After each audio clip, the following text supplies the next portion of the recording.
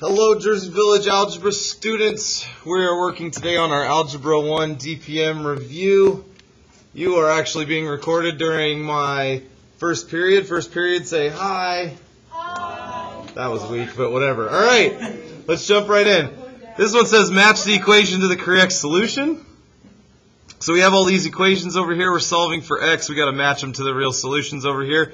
My suggestion, we can absolutely go ahead and solve each one of these, but our fastest method, considering this is a DPM review, would be using our y equals. Solving these using our calculators. So we've got one side can be a y1, the other side can be a y2, and then we can look at our calculators for the solutions. So we can go ahead and do that one. Let's see, that'd be 2x minus 24, that's that side, negative 2, parentheses, x plus 6. Okay, so we can find the solution to that one. Let's see here. y2 and y1 that are the same. Looks like I've got the solution x equals 3, where y1 and y2 are the same. So x equals 3 would be A. Right there.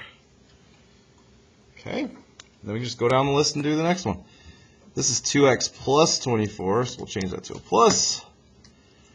That's a positive 2 in front of there, so we'll just delete the negative. Do the same thing. Looking for where y1 and y2 are the same.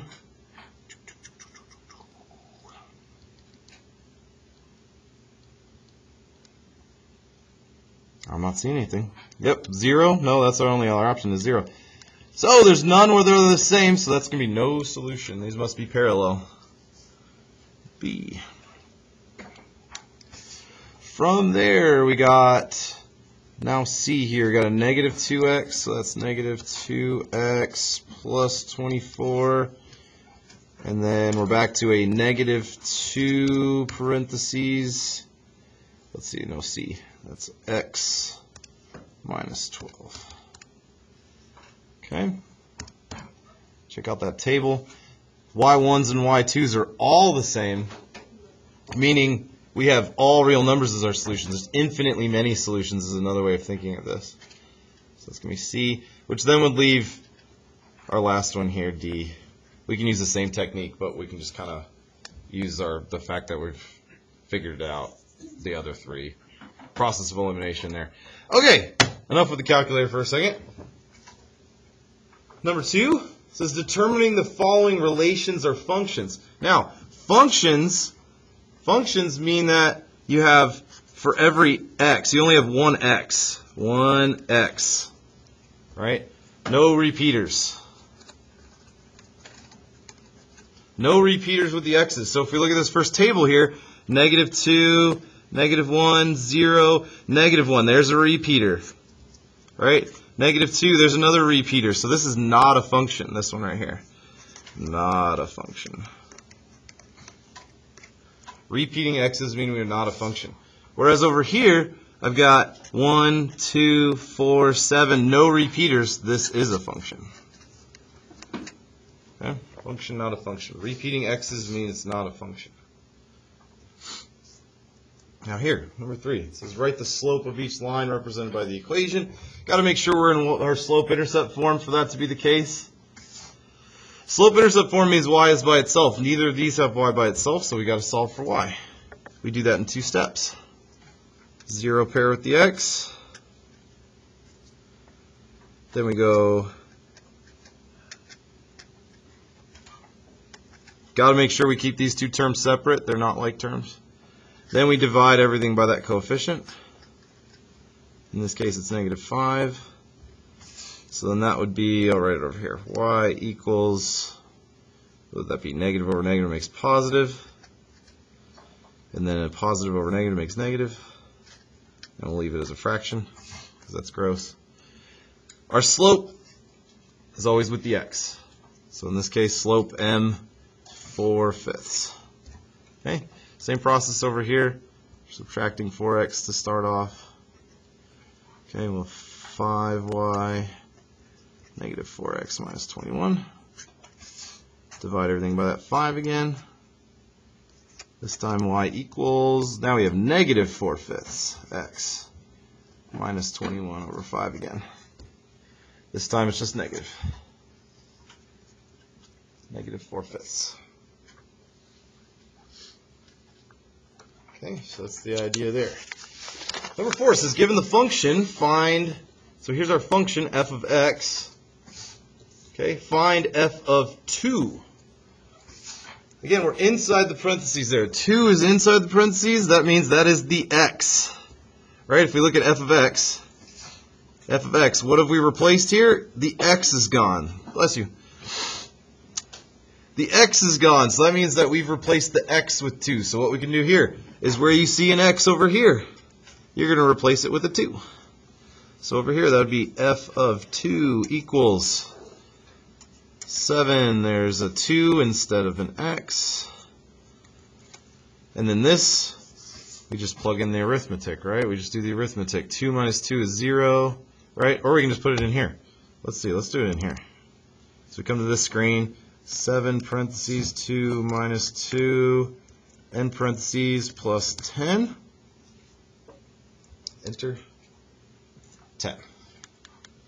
So f of 2 equals 10. This one. Okay. All right.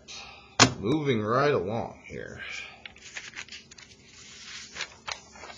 Number 5. Here we go. Which situation best represents a causation? Causation means one thing makes the other happen.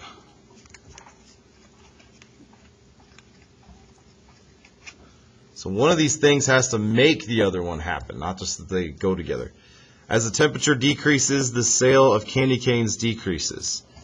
I don't even know what the relationship with that would be, so I was going to say no there. There's no causation. Nothing's causing the other one to happen. As the number of miles driven increases, the amount of gas in your car tank increases. Well, think about that. You're driving more miles. You're actually burning gas. So the amount of gas in your car is not going to increase. It's going to decrease. So that one's the wrong relationship there. The longer the bathtub drain is open, the more the water drains out of the tub. So yeah, you open the plug, that's going to make the water drain out of the tub. That's absolutely causation. The one thing is making the other thing happen. The drain opening is making the water drain out. That's causation. All right. Number 6, find the next term for the following. Given, we've got a formula here. AN equals AN minus 1 plus 2. Where A1 equals 2. This is a sequence. This right here is our recursive formula. This is our common difference right here, D. That's how we change from each term. So we start at 2. That's the 2 they got there. Then right here, our D says plus 2. So we're going to add 2. That'll make that one 4. If we kept going, plus 2 again, we'd have 6, 8, 10. It would keep going. Similar situation over here. We're starting at 11. Our common difference right here is negative 3. So we go from here to here, minus 3. That would be 8. Minus 3, 5. And it would keep going. Okay. Sequences. Look for the common difference. It's just a basic pattern. Okay. From here, it says write an equation number 7. Write an equation of the line passing through these 2 points. We've got negative 7, negative 3, and 3, 12. Let's remember our linear regressions. I think we can do that. So remember, we got to enter our data. We don't need our diagnostics on for this one because we're not looking for an R value. So let's just do it the easy way. So we go to stat. We hit enter. We can take this line here. I've got this point here, negative 7, negative 3 is a point. And then over here I've got 3, 12. So those are my 2 points. I've got them entered into stat. I hit stat again. Arrow over to calc. Linreg is what we want. All the way down to calculate. There we go. We've got a slope. Our A right here is 1.5. Our B is 7.5. So we want it's going to be y equals, we got 1.5 x plus 7.5. Okay, well look at these are all fractions, so we need to figure out which one's which. So we know they're both positive, so we can get rid of that one, and we can get rid of that one. But we need to figure out which one of these. So 3 over 2, that's the same. So it's either 15 divided by 2 or 11 divided by 2. So if we go here, 11 divided by 2 is 5.5, so it's not that one. But then 15 divided by 2, 7.5, that's this one right here. Okay, so this actually ended up being 3 halves, and this ended up being 15 over 2.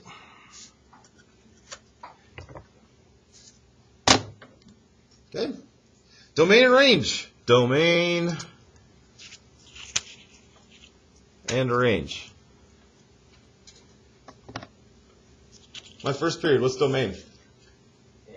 X, yay, okay, cool. Domain is the x's, right? Range is the y's. Okay, so x's, that's our left to right. This is our left slash right. Okay, up and down is our range there, perfect. So we want to go from our left, which would be right here, to our right here. I'm going to look here. That's an x of -6. We're starting at -6. We go up to, what is that, 4? And then on this side, let's see. We've got x's is what we're talking about. And we go less than. That's just the formula we use. Now, this one we include. It's a solid dot. This is an open dot. We don't include that one. Okay, solid dots we include. We use the or equals to sign. Open dots do not include. Okay, from there, range, it's from the bottom to the top. So the bottom right here, that's -7. The top right here is 3. We go y. That's what we're talking about. Less than. Our -7 is an open dot. Our 3 is a closed dot. So open dot, closed dot. Really the biggest idea here, domain is x, range is y. That's the biggest idea. That should be the hint. That should actually narrow you down pretty well tomorrow, because you're going to have somewhere that say x's and some that say y's. So if you know it's domain or range, you should be able to at least get rid of half the answer. So on the back here, halfway there, number 9, write an equation based on the given information. Passes through the point, there's the point, and has an undefined slope. Or in the next one, 0 slope. Hoy and Vux. Okay? Horizontal lines, meaning left to right, have a slope of 0. That's what that part is for. And they'll always look like y equals. Okay, Vux. Vertical lines, meaning up and down lines. Slope is undefined. And then they always look like x is equal to and then a number. So undefined slope means we're over here with the vertical line. Means it looks like x equals. And we're looking at the x value of the point. So that's x equals 9. That's it. 0 slope on the next one means we're y equals this time. We're looking at the y value of this point, which is -7. And that's it there. Where we get more difficult is this one. This one we have a formula for this. This is our point slope form.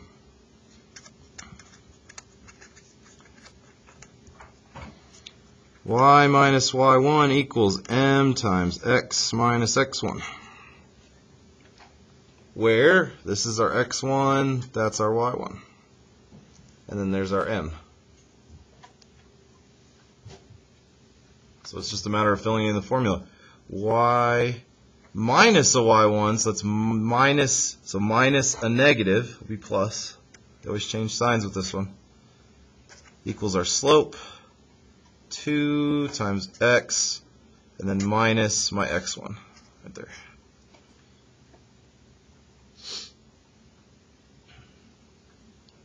Okay, don't worry, this formula right here, the point slope form, That's on our reference sheet that we give you guys. So that's on our star reference sheet, so you guys will have that formula. Don't worry about memorizing that formula. That one's going to be on there. Number 10, circle the ordered pairs that is in the solution set of the inequality. So we need to graph it if necessary, if needed. I like the graph. I like to have a visual. I'm a visual person. All right, we can absolutely plug these points in and like see if it makes a true statement. That's cool. But I'm a visual guy.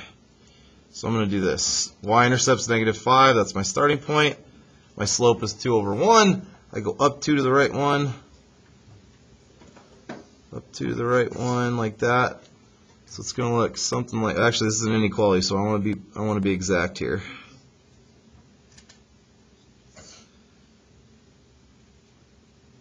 Okay? Now we need to look at this symbol right here. Less than. We have shading and we have the type of line it is. This is a dotted line. And we shade below. Okay, dotted lines just look like this. They mean that no solutions on the line.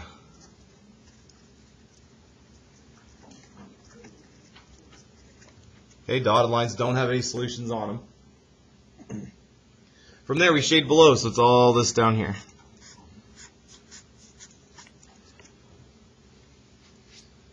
So you just jump in and start testing points. Use a different color so we can see where these points are.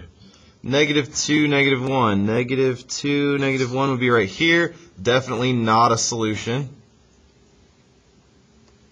2, -1. 2, -1 is on the dotted line. Remember, no solutions on the dotted line. I should write the dotted line. Okay, so that's not a solution as well. 5, -1 though, that's like right in the shaded part. Good to go, that's a solution. -5, -1 though, that's over here. Definitely not. -1, 6. -1, 6 would be up here. Definitely not. -1, -6. -1, -6. Yeah, still not a solution. There's only one. There you go. That worked out. I guess if this was multiple choice, we could ask ourselves, one of these things is not like the other, right? Which one of these is not like the other, if it comes down to that? Okay. Looks like 11 and 12 are kind of together here. Match each function. So given that f of x equals x, that's our parent function, match each function g of x with a description. So we got to talk about our transformation. Remember, we never talked about going left and right. We never talked about going left and right. We only showed you guys how to go up and down. Minus means we're going down. Right? Minus means we're going down. Plus means we're going up. And that's it. We did not even cover left and right. We're going to do that in the next unit. But for right now, just be focusing on whether or not it's going up or down. Negative down, positive plus, meaning we're going up. All right, getting close. Getting very close here. 13. Find the solution for the systems of equations. Again, you've got it. Use it. Let's use the calculator again. We'll get out of the glare here. There we go. Y equals. I've got a Y1 right here. I've got a Y2 right there. Ooh, no I don't. Ooh, what did I miss? Well, the fraction is one thing, right? We can deal with that. We can do that. Yeah, there we go. So, Ariana, you figured it out. We need to have y by itself here. So the second one, we have y minus 3x equals 4. We need y totally by itself, so we got to get rid of the x. Got to make a zero pair. We're going to add 3x to both sides. Okay, now we've got a y1 and a y2. That's not my y2. There's my y2 right there. Now we can use the calculator. Now let's recall how to use a fraction to our advantage here. All right, I know we're getting antsy. We're almost there. We're almost there. Alpha y equals enter. That makes our nice pretty fraction. Notice how this is a huge fraction. So it's like 3x plus 5 is all on top. What's on bottom is 2. Okay, that's what the alpha y equals enter helps out with that one. So you can have a nice fraction there. Now here we got 3x plus 4. Not 30x. 3x plus 4. Go to our graph to find the solution. Second graph takes us to our table. We look for the solution. We're looking for y1 and y2 are the same. Let's see here.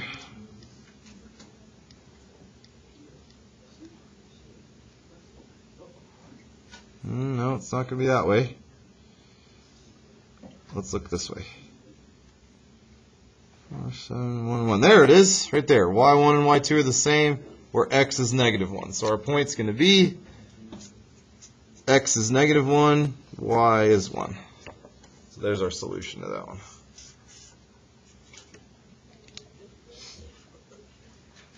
Okay. 2 more. One correction we need to make on number 14. Tom has a total of $23 made up of 1s and 5s. He has a total of, this should be 11. That's our problem. That needs to be 11. That's our issue there. Correction, it's 11, not 13. Okay, how many 5s bills does he have? So again, this is just like a warm-up that we did the other day, where if we have one value, right, being multiple choice, then we can figure out the other one. So if there's 3 5s out of 11, that means that we're going to have 8 1s in this case. 3 5s and 8 1s. If there's 6 5s, then there's going to be 5 1s, right? If there's 8 5s, there's going to be 3 1s. And if there's 10 5s, there's going to be 1 1. So we can figure out how much money each one of these is worth. 3 5s and 8 1s, this would be $15 plus $8, which, guess what? That's $23 right there. So it's A. Okay, that's what we wanted. Yeah, the other one, this one would have been what, $35? This one right here would have been, goodness, $43. This one would be $51. So yeah, these ones definitely aren't it because it's worth too much. We needed $23, which is this one. Okay, last one. I went a little over on the time that I had predicted, but that's okay. Graph at the right shows a man to earn $320 for working 40 hours. What is the rate of change? Rate of change is another fancy word for slope. What is the slope? Again, it's rise. It's change in y over change in x. We can make our nice little box here. Careful, this isn't a perfect point though. But it tells us right here. It tells us what it is. She made 320. So this is 320 right here. That's our y value. So we go up 320. We go to the right. They tell us that as well. 40. So 320 over 40. 8. $8 per hour. And that's it. Thank you, first period. Good luck on the DPM tomorrow. You guys are going to do great.